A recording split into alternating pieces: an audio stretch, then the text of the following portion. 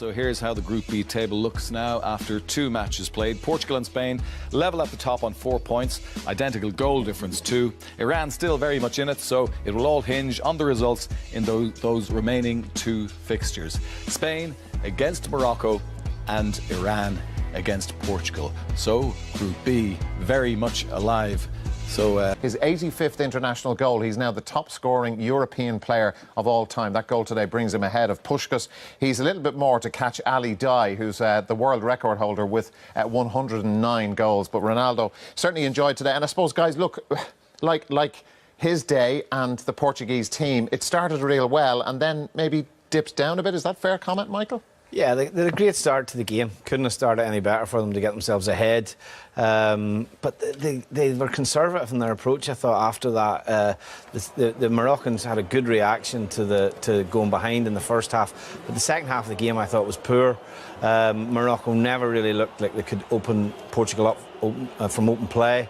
They had chances, half chances from set pieces, and as I said, Portugal were able to see the game out, but the second half was a bit of a disappointment overall. Look, Richard, you can spin this 2 ways. Morocco created 16 scoring chances. They only hit the target 4 times. They had 54% of the ball. Now, credit to Morocco, or do you have a go at Portugal for giving them that much of the ball and allowing them to have those opportunities against bigger teams, more clinical teams? Portugal will be punished, surely. They will be. Morocco aren't a creative team at all. You know, they've had the 2 games now, not managed to get a goal. So Portugal have a lot of work to do defensively. I think as a team, they don't seem to be organised at all. They drop too deep. They push up at the wrong times, and it doesn't look like it's organised correctly at the moment. But we've seen most of the corners that were coming in today. It was Ronaldo who was heading them wide, the near post. So if he has to do all the jobs, then that will be, I think, even too much for him. Could go on goal as well, I suppose. Some very emotional shots for Morocco. Like, that is, look, you have the 2 games that their coach had a huge job to lift them. The manner in which they lost the game against Iran just sort of set the tone for today. They huffed and they puffed, but it just wasn't going to happen. Exactly, and you know, when you look at it from their point of view, they've gone out of the tournament to an OG in a corner. They've conceded from a corner. That's what's cost them, for a team that came into the competition that didn't concede a goal. So it is, I can understand, you know, the reaction, the emotions that they have, because they'll look back and they'll think, how did we lose the game against Iran? And obviously they'll look back at today's game and think, you know, they probably should have taken something from the game. They'll look back at the set piece. I think they had grievances over the set piece. They felt that it was a foul by Pepe, where he runs into the player that's defending the front post area. I think the coach was having some sort of dialogue with the referee at half-time about that as well. So they probably have a grievance on that, you know, and these are the things that I suppose they'll look at and say, well, why did we not go to VAR in that situation and look at that? But it's a sad way to go out of the tournament, really, when you think of the nature of the goals you've conceded. Yeah, when you put it that way, it's awful, actually. Yeah, it really is. You know, and that's it over, you know. 4 years, all the build-up, all the hype in your country to get there. And obviously, you know, it's an OG in a corner that puts you out. Richard, what about Portugal going forward now? Because we began our show today talking about them as genuine contenders to win the World Cup. And when you looked at them, everybody can have a bad day, of course. But when you looked at them there, you're thinking, can they get their hands on that trophy in the middle of next month with that defence and a midfield that allows pressure on the defence? It's not too dissimilar to what they're doing at the Euros. You know, they're happy enough to do it, and they can play that way, and they're used to it. I think today they got in front very early and they just contained Morocco. They didn't let them do that, and most of the chances they conceded were set pieces, which are going to cause most teams problems, I think, in this tournament. But he's the magic man in the whole thing. You know, without him it doesn't work, whatever. But he seems to have the rest of the team working for him, and that's why they can succeed, I think. I'm sure, I suppose, Michael, why wouldn't they, considering the player he is? Yeah, I mean, I think, like, it was interesting today, the young lad Guedes that played alongside him, like, he almost looks intimidated playing with him, to be honest, you know. But Portugal will have to be better.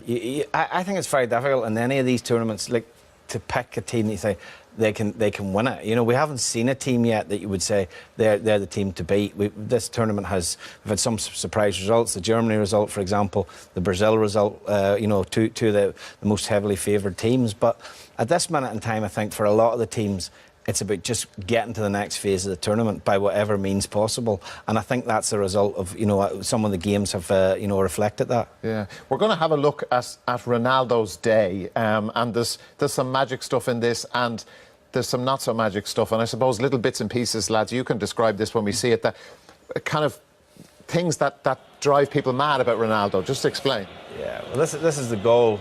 Great cross into Moutinho. And look, it's a desire to go and attack the ball. He's very brave. You know, he's putting his head in where people are putting their boots.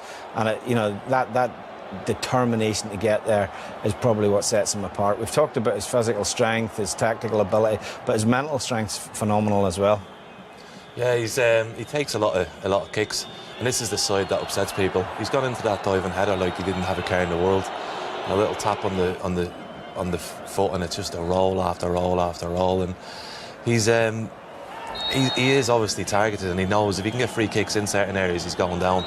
And it's just the extra tumble each time. You don't need it. You don't understand it. And then we go back to his free kick. And here, yeah, like I mean, this one here, you expect him to do better. It's maybe a wee bit close for him. This is one where he actually gets up after rolling about on the ground, and the chance comes to him. Again, it's Guedes, a really poor attempt, great pass, and Ronaldo comes up and smashes it high and wide. And again, another free kick where it goes into the wall. And then a terrible tackle, nearly broke his leg. Yeah. But that's the thing, it's like, we love him for what he does with the football, but it's the things like this, trying to get people sent off. You're supposed to be playing the same game and against people that you should respect, and he just thinks it's all for him. I mean, there's a slight touch, but... There's contact there, though, guys. Yeah, but not to throw his arms in the air. There's contact yeah, there is contact, but you cannot say that the contact justifies the means and how he's gone down. The reaction is thing, and we talked about it with Pepe as well, didn't we? The reaction of Pepe at times, it's something that really it puts you off the Portuguese team. I think a little bit. You know, I mean, I think they're worse for it than say other European teams, to be honest. Yeah, but I suppose, look, everywhere this match is being watched in the world today, and there's a lot of places. You know, studio discussions like this will be about him, and. That's the way I would imagine he loves it. Yeah, we were talking while the game was on and saying about it's like everyone's being brought to Russia to play the World Cup just for him, so he can go and win it and he can go and have a celebration and then be happy, because I don't think he sees that another than himself, and everyone else around him is just little pawns playing his game.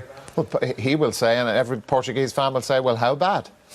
Totally, yeah, exactly. You know, as I say, they're looking at the opening two games. They've played Spain, they've played Morocco. They look at Iran as the easier game and as the easiest game on paper. So they've got 4 points. They're in a great position.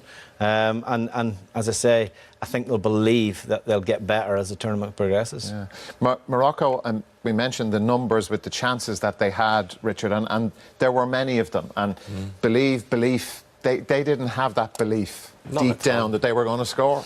No, and it was similar to the first game. They had lots of chances and possession, but they don't get enough men in the box with enough conviction. They're all in there. They've stood there waiting. There's no... Yeah, there's nothing to it, you know what I mean? It's not a lot of movement. And yeah. This is typical of a lot of the chances. It's a great save here, Patricio. I think actually it comes off Ronaldo in the end, to be honest. It's a tiny flick. I think eventually the last touch possibly off Ronaldo. Patricio makes a great save, to be honest. And that was probably the closest they came to scoring. But this was their best chances, was set pieces, trying to get the ball in, but they'd go from a good ball in to a bad ball in. It was just the inconsistency was all over the place, and should have done better really with the header there. Look, they're all they're all free kicks. A lot of them are second frees. Portugal were poor. There was a lot of this from Portugal where they weren't clearing it. They're hitting first man. You know, for example, we saw one where Pepe kneed it onto his hand and could have, you know, they didn't defend the wide free kicks particularly well, Portugal, at all, and that's what created the chances for Morocco. It's something they look back on and say, well, look, you know, against better opposition, if they do that better opposition, you would expect to take more of those opportunities. I think when you watch Portugal defend them, they drop deep because they're not watching the ball, they're just watching the players trying to block them, and so often then the ball hits them and drops down, and then they have to react to the second ball. You don't have someone who'll just go and head that first ball away, apart from possibly Ronaldo. Like the dangers and the risks that they're taking. Now maybe they won't defend like that in the next game, in the last 16 if they get there, all that sort of thing, you know, but you're just inviting problems for yourself, surely. Massively, yeah. They can't do it. I mean, Morocco can't score a goal to save their lives, but they're giving away these opportunities, and once the better team gets it, they will be in trouble. And I can't understand it, because the ball's there to be won. They're all big lads at the back, and they just wait and they push and they're trying to foul different people, and eventually they'll come across. If Santos looks back at the game, which obviously they will do, and they'll look back at the opportunities that Morocco had, they'll see the pattern of the game and say, look, we need to stop giving away free kicks in this area, and if we do give them away, we need to we need to defend them better than what we have. It wasn't like they were defending against a team with a real aerial threat either, like a real big physical presence, you know, and they didn't you know, deal with clear their lines, as we'd say, with any real conviction. And you know, so I think when they look back at that, they'll recognise that they need to improve in that area. What about the stuff from Morocco? We saw some good opportunities there and creating chances and stuff, but the play that wasn't so good. Yeah, I felt there was at times a lot of anxiety in their play, which is natural. You know, they're knowing coming into the game that they have to win the game to stay in the tournament, or certainly not lose the game. It's again a poor example. Free kicks were mixed. This was, you know, easy enough for Patricio to come and take this, and they just, you know, they had good possession here. Again, a pass that, does he need to play that as direct and as long as he does? I think the coach, you can see the body language of the coach that, you know, they ran out of ideas. They really ran out of ideas.